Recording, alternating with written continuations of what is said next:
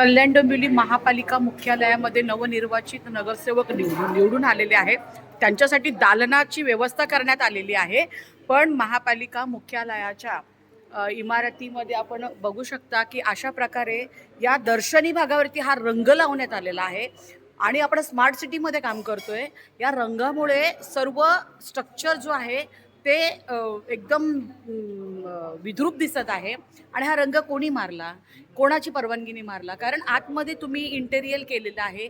जे काही तुम्ही करताय या इमारती मुख्यालयाच्या इमारतीच्या आवारामध्ये तुम्ही हा रंग मारू शकत नाही.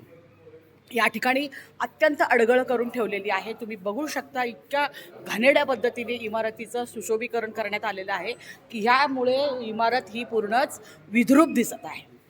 संबंधित ज्या कोणी हा रंग मारलेला आहे त्यांच्यावरती गुन्हा दाखल करण्यात यावा की विद्रुपीकरण केल्यामुळे आणि कोणाची परवानगीने करण्यात आलेलं आहे त्याचं बिल काढण्यात येऊ नये अशी ह्या ठिकाणी येणाऱ्या सर्वसामान्य नागरिकांची महापालिका आयुक्त यांच्याकडे मागणी आहे. अशा प्रकारे ह्या ठिकाणी हे सगळं मांडून ठेवण्यात आलेलं आहे. म्हणजे दालन सुसज्ज, AC वगैरे सगळं आहे. पण ह्या ठिकाणी तुम्ही बघा इतके गलिच्छ प्रकार ह्या ठिकाणी करण्यात आलेला आहे. दालन तर सुसज्ज आहेच, पण अशा प्रकारे ह्या ठिकाणी रंग लावण्याचं नियोजन काय आहे?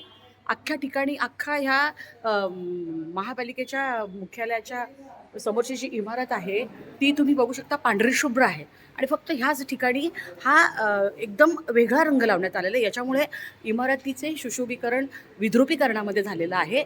तर या ठिकाणी त्वरित हा रंग काढून संबंधित ठेकेदारावर कारवाई करण्याची मागणी ह्या ठिकाणी येणाऱ्या कामानिमित्त नागरिकांच्या वतीने होत आहे.